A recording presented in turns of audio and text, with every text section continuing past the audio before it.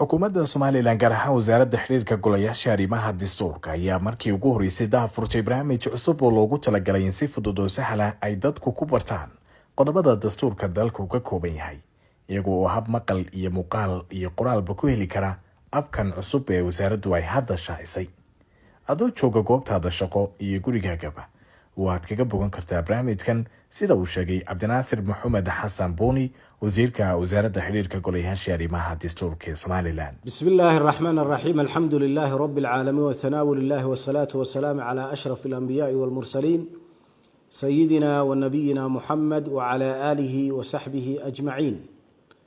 Ilaahay ba subhanahu wa ta'ala mahadoo dhan u sugnaatay.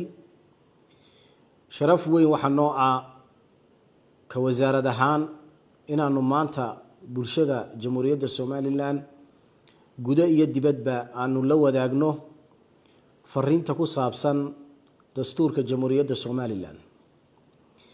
Wasaaradahan waxa aanu diyaarinay application ay ku dhammaystiran yihiin dhammaan qodobadii dastuurka jamhuuriyadda Soomaaliland oo maqal, muuqaal iyo codba.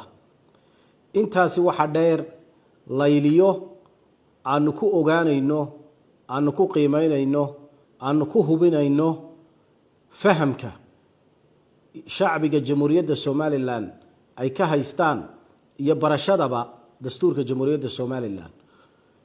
Application-kan waxa kor u qaadaya fahamka iyo barashada dastuurka jamhuuriyadda Soomaaliland oo in shacbiga jamhuuriyadda Soomaaliland ay aqoon u yeeshaan dastuurkooga jamhuuriyadda Soomaaliland. aad iyo aad baad u mahadsantihiin.